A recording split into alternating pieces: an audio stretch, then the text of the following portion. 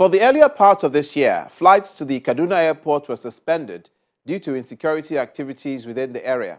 In October this year, the Kaduna airport received its first flight since suspension of flights as a commercial flight successfully landed at the airport after 5 months of non-activity. On the program this week, we bring you a feedback of the passengers on the flight and staff of the airport as they reveal their readiness to ensure unhindered service delivery. We'll also be speaking to Professor Anthony Killer, an aviation expert, on the impact and readiness to open Nigeria's aviation sector to the international market, its prospects, and what should be done to ensure continuity. Hello and welcome to the program. I'm Olumide Macaulay.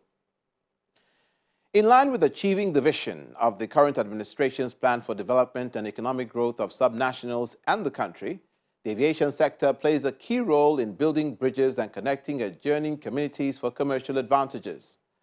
Our background report brings to the fore the reactivation of aviation services at the Kaduna airport as the Federal Airport Authority and management of the airport received its first flight after over 5 months of no takeoffs or landings. The Kaduna International Airport comes back to life with activities as passengers arrive to board their flights and check in their luggage. The resumption of activities at the airport comes months after commercial airlines suspended flights into the airport due to insecurity and other logistic issues. In terms of safety, we need to know that Kaduna is safe for now. Now Kaduna is safe. Okay, and we actually know that the airport manager with some security agencies are trying their best to make sure that Kaduna operations and Kaduna is safe. It would be recalled that bandits had attacked the precinct of the airport in March 2022, thereby forcing suspension of flight operations. Although Azman Air continued operating along the Kaduna airport route after the attack, it later suspended flights into the airport about 5 months ago. Azman stopped coming because they said they were going for check. And if you remember, immediately after that incident, they didn't stop coming to Kaduna. They didn't stop until 4 months back when they said they were going for check. That was when they stopped. A situation that forced passengers on the Lagos-Kaduna route to either land in Kano or Abuja and travel to Kaduna by road. Our customers need us to come to service them because there is actually no airline that leaves from Kaduna to Lagos presently. So we're going to have daily operations. Our time of our flights presently now is 4:40 in the evening, and as you know, us to have the on-time departure and give passengers the opportunity to be able to travel from one place, that's Kaduna, to another, Lagos for now. In October, a commercial passenger plane from Lagos landed at the airport to the elation of airport officials and passengers who call on the government to ensure the airport remains safe and functional. It's a beautiful experience, you know, for a country like this and a state like Kaduna to have a beautiful airspace like this, beautiful airport that has not been used for some time now. I mean, it's a very sad experience. So today marks a very good beginning for this state, and I hope that the security architecture in the state, they will keep it up, because I can say they've done a good job for, this is the first flight for some time now, you know, over a year, over 2 years. So we are all happy, and we hope that the government will sustain it. It's a very smooth one. I've had about 2 flights from Lagos to Kaduna via Asma airline, which was a lot of relief, you know. But when they stopped Asma, we have to travel either Kaduna, Kano, Lagos, or Kaduna via train to Abuja, then Abuja to Lagos. So it's been very strenuous. It's a day's journey, you know, in the past 8 months. But today is a very nice one. Happy to fly direct. You know, it's very restful and also very smooth and nice. I think they must put a lot of effort to improve on the security system, especially considering the location of this airport, which is always a hot zone, to banditry, to kidnapping, considering the distance between the airport and the Kaduna city. So if there is improvement in security, there will be a lot of traffic, through this airport to Kaduna city. For the management of the Kaduna airport, the return of flight operations along the route is a defining moment for the aviation community, even as they insist that the airport is safe and secure. More airlines are coming back. We are prepared. The security on ground, you can see we have solidarity from all the security agencies. Everybody wants this airport to function, and they are all rallying around us to ensure that this place is safe for aircraft landing and takeoff. So more airlines are coming into Kaduna. Rano was supposed to have even started before now, but unfortunately they are coming. Another airlines are here. They approach us. They are also coming back. They are coming here. In fact, they told us they are going to make this place their base. So more airlines are coming back. I said in one of the media houses when they invited me, those issues you are talking about never even arise. There was nothing like that. In Kaduna Airport, there was nothing like that. So as I said to them in that media house, we needed you people that time to clarify this issue. But media, nobody came to us. Nobody came to us. And I told them at that period that issue happened, they should have invited us. We counter it. But what we said that time, that was on a video clip. We needed media to come to us so that we also speak, analyze that clip, and tell people that nothing like that happened in Kaduna Airport. According to the management of Federal Airport Authority of Nigeria, more airlines are expected to resume operations on the Kaduna Airport route, while ensuring that adequate security measures have been put in place to ensure the safety of passengers and airline operators.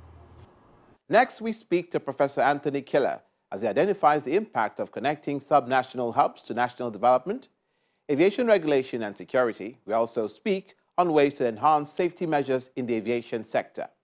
Well, I think given the size of Nigeria, the geography, the size itself, and the desired interconnectivity we want in relationship of trade, learning, culture, and personal relationship, having more airports is a logical desire. It makes sense to be able to visit 2 or 3 parts of the country in a day without a private jet.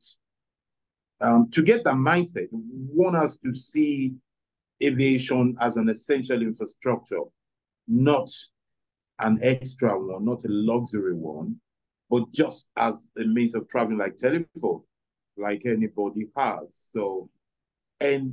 But built around that, it should just not be an ego thing or just an idea of progress, but the functional, deliberate source of prosperity and peace for the country.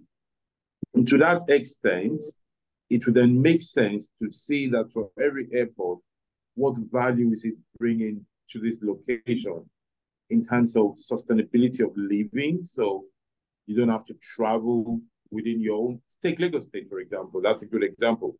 Having one airport on the mainland and one on the island is an overdue project. So it's a good thing that it happened, but it should have happened long ago. So it's a very welcome development. I will put another airport in Badagry axis, as a matter of fact. In my mind, in my projection, Lagos should have a minimum of 3 airports, maybe even 4, if possible, so that way you really reduce congestion and unnecessary, well, not necessary, but traveling that you can avoid within the state, because that is a big state in terms of population. For the rest of the country, the airports and the operations of the aviation should be seen as a source of revenue and development that will bring businesses, people, ideas, events to their location. So yes, it's a very welcome idea, and that's the way to go. And of course, it needs to be justified. So here's the thing: my only problem is that this needs to be too much government-led.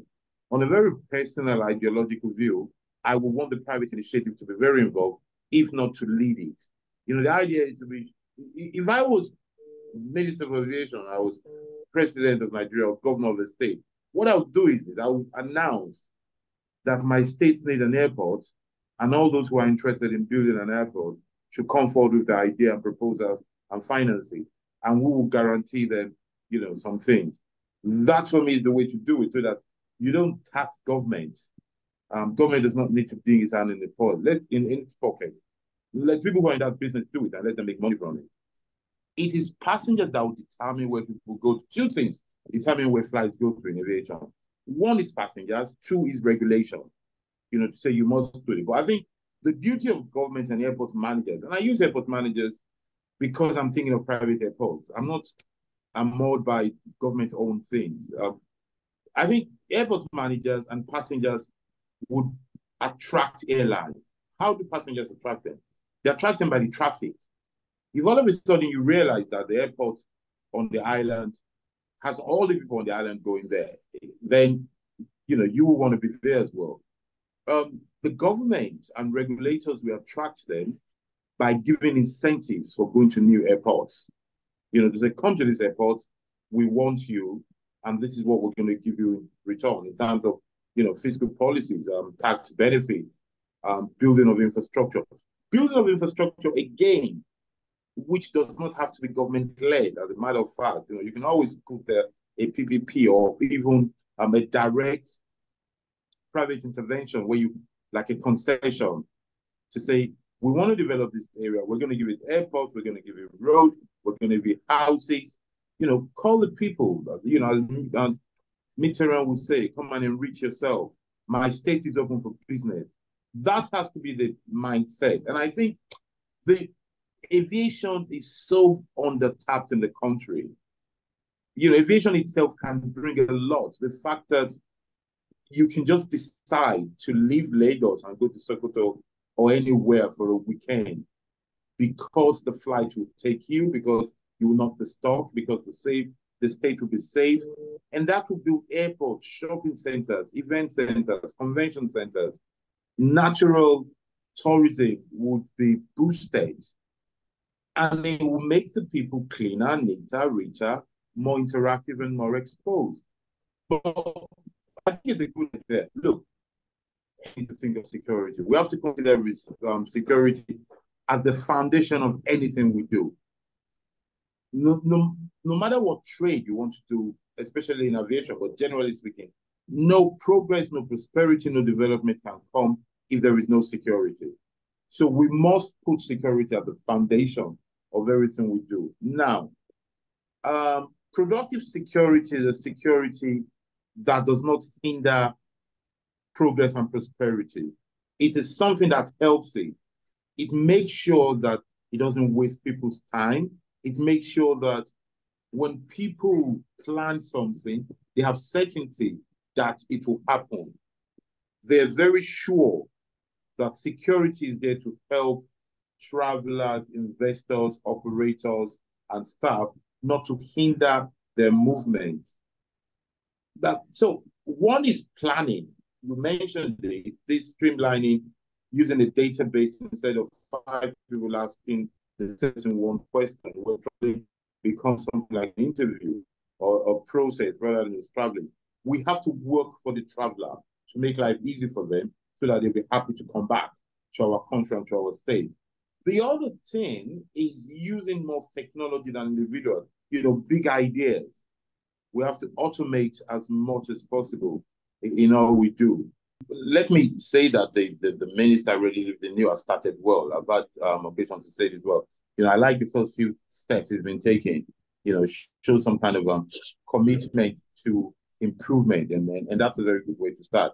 You see, you're right, the ministers cannot be everywhere. The minister should not be everywhere. It is the people that should come to him, and he should be supervising. But what is needed is a template that comes out from and what you call a helicopter vision of how you want your aviation sector to be, of how you want each airport to be.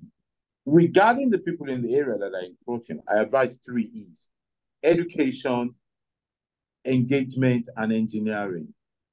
Education is to let people know where their boundaries end and where the airport is important to all of them. Engagement is working with them to let them see the advantage of having the airport. Engineering is you fence it. It's as simple as that, fence it off. If you fence a place and then people break it, that is a blatant infraction. Of course, you can't fence everywhere, but you fence where is, fence. You let everybody know that plan. Let people, you see, there's something we need to start adopting. We need to let people have an idea of what their local government, their state should look like in 20 years. So that they know, so that will be common knowledge that this land is where the government is allocated for airport, for school, for museum, or anything government wants to do. So that it's clear to people that you can't encroach that. And if anybody does, after that kind of clear engagement, education, and engineering, then the sanction should be very sweet and very swift and very heavy. It should be very clear thing. We need to educate ourselves in a way that wrong should appear very wrong to us. Where it is obvious that this is very wrong. No explanation, no justification, no confusion. That is what the state should be doing. That is what government does with its people. It's what leadership does, actually. Anybody that is in a position of power. In my view, the main focus should be on security. Government should ensure no terrorism, no banditry, no armed robbery, or even petty crime that would discourage people from coming to their location. That is government on one side. On the other side, I will then pick up what I like to call the Kaduna system or the state system, which goes beyond government, but it's a cycle that includes communities made up of individual businesses and all different kind of entities. Those people should see the airport as the bearer of good tidings to them. And then they would then boost their plan and their operation to attract people.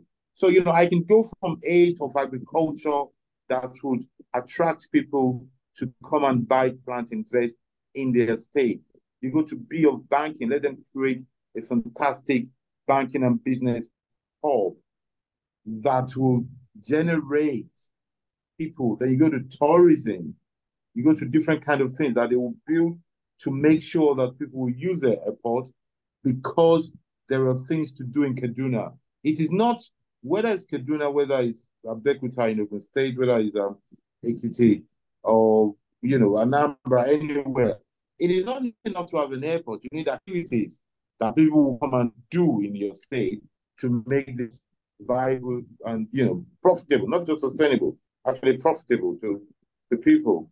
So that's the thinking that they need to be thinking of. If we have an airport, let's think of how many more hotels we're going to build because of that airport. Let's think of the events and activities that people will come and do in our state so that that airport will make it happen.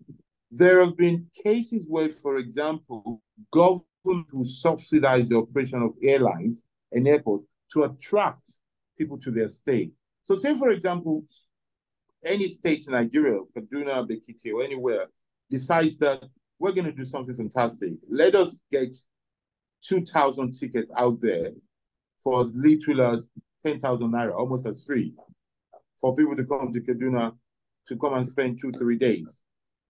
And in that 3 days, they will sleep, they will eat, they will buy things, they will shop. And those people will then pay taxes and the government will make their money back. That's the way to have a rather holistic approach to aviation, to airports, to airlines, and to everything that would generate revenue and activities in anywhere in the world. Welcome back.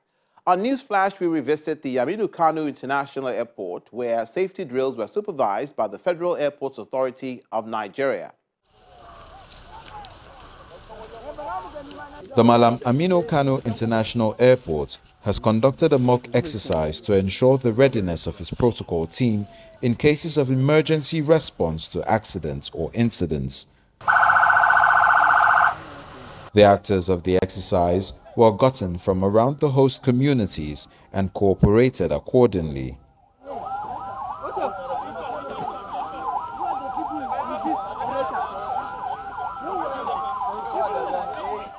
Speaking after the exercise, the managing director noted that the mock exercise is key for preparedness and readiness of staff, and also to check out that all equipments are in good condition.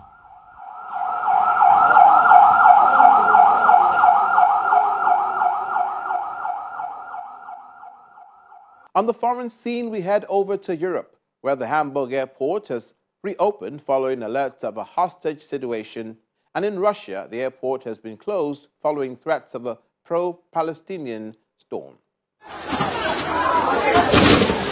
An airport in southern Russia was closed after a group of pro-Palestinian protesters poured onto the runway.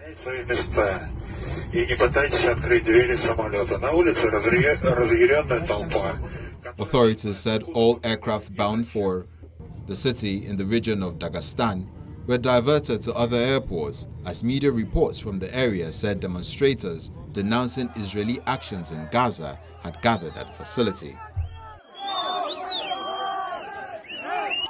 Israel urged Russian authorities to protect Israelis and Jews in their jurisdictions, following media reports of potential reprisals by pro-Palestinian protesters in Dagestan.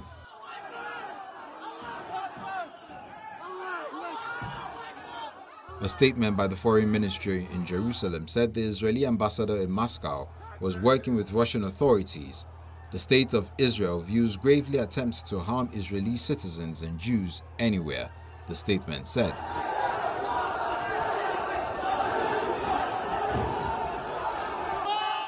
Israel expects the Russian law enforcement authorities to safeguard all Israeli citizens and Jews, whoever they may be, and to take robust actions against the rioters and against the unbridled incitements being directed at Jews and Israelis, the Foreign Ministry statement said. Germany's Hamburg airport was able to reopen and restart service on Sunday, hours after a hostage standoff involving a child. Police arrested a 35-year-old man and rescued a 4-year-old girl who is the daughter of the suspect and was thought to be involved in a custody dispute. Police said a man, who was suspected of carrying a gun and possibly explosives, drove a vehicle through the gates of the airport.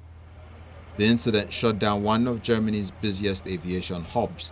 The suspect eventually got out of his car with his daughter and was arrested without resistance. The girl appeared to be unharmed. The episode raised concerns over security at the airport. Less than 4 months ago, climate activists had been able to breach barriers and get onto a runway, blocking planes from takeoff.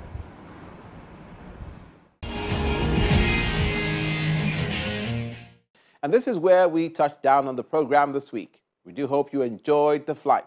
Hope to have you join us next week for more aviation stories. I'm Olumide McCoy.